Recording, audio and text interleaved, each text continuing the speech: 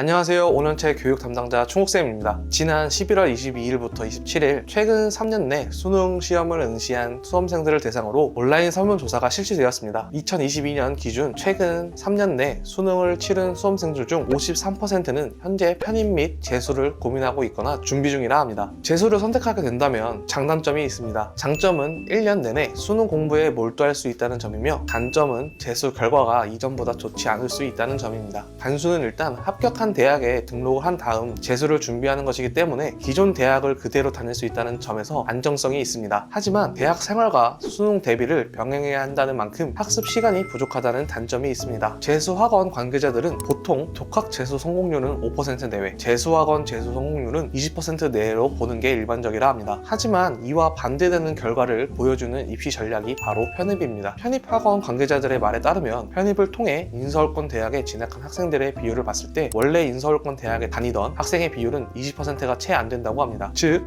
10명 중 8명은 지방대 혹은 전문대 혹은 사이버대나 학점은행대 출신이란 말이죠. 왜 이런 결과가 나오는 것일까요? 첫 번째 이유는 2에서 3등급 이상의 학생들은 재수 성공률이 높기 때문에 대부분 재수나 반수를 선택한다고 합니다. 그러면서 자연스럽게 편입 경쟁에서 제외가 되고 4등급 이하의 학생들이 모여서 편입 경쟁을 하게 되는 것이죠. 두 번째 이유는 시험 보는 과목이 적다는 점입니다. 수능은 5과목을 준비해야 하지만 편입의 경우 인문계는 영어 1과목, 자연계는 영어와 수학 2과목을 준비하면 됩니다. 원래 공부 습관이 잡혀있지 않은 학생분들 역시 1과목만 집중해서 준비하거나 많아야 2과목만 집중해서 준비하면 되기 때문에 성적 향상에 대한 기대값이 높습니다. 세 번째 이유는 시험의 기회가 많다는 점입니다. 수능은 모두가 아는 것처럼 1년에 단 한 번의 기회가 주어집니다. 그날의 컨디션에 따라서 성적이 달라질 수 있다는 것이죠. 하지만 편입은 대학별로 시험을 보기 때문에 A대학과 B대학, C대학에 지원했을 때 3번의 시험을 보게 됩니다. 따라서 A대학 시험에서 실수를 했다 하더라도 B대학과 C대학의 시험을 잘 본다면 실수에 대한 리스크를 어느 정도 만회할 수 있습니다. 넷째, 편입 지원 수에는 제한이 없습니다. 정시의 경우 군별로 3회 선택만 가능한데 편입학은 대학 지원 수에 제한이 없기 때문에 인서울권 모든 학교에 지원하는 것도 가능합니다. 그렇다고 아무나 편입을 지원할 수 있는 건 아닙니다. 편입은 전형에 따라서 지원 자격이 존재하는데요. 일반 편입의 경우에는 전문대 졸업자 혹은 4년제 학교에서 2학년까지 이수하거나 이에 준하는 학력을 가지고 있어야 지원이 가능하고, 학사 편입의 경우에는 4년제 학교를 졸업하거나 이에 준하는 학력을 가지고 있어야지만 지원이 가능합니다. 과거에는 수능 이후 성적에 맞춰 대학에 진학한 후 편입을 준비하는 것이 일반적이었다면 최근 들어서는 많은 분들이 효율적인 준비를 위해 사이버대학이나 학점은행제와 같이 온라인으로 지원 자격을 갖추는 방법을 찾고 있습니다. 그중 학점은행제는 최단 기간으로 편입 지원 자격을 갖출 수 있기에 편입 준비생들 사이에서 관심을 받고 있습니다. 이전 영상에서 편입에 대한 내용들을 자세히 다뤄놨으니 관심 있으신 분들은 참고하시면 많은 정보 얻을 수 있을 거라 생각합니다. 여기까지 재수보다 편입이 편하다고 생각하는 이유에 대해서 이야기해보았습니다. 영상을 보고 나서 추가로 궁금하신 내용이나 좀 더 자세한 상담이 필요한 경우 댓글이나 아래 링크 통해 문의해 주시면 한 분 한 분 자세히 답변 도와드리도록 하겠습니다. 감사합니다.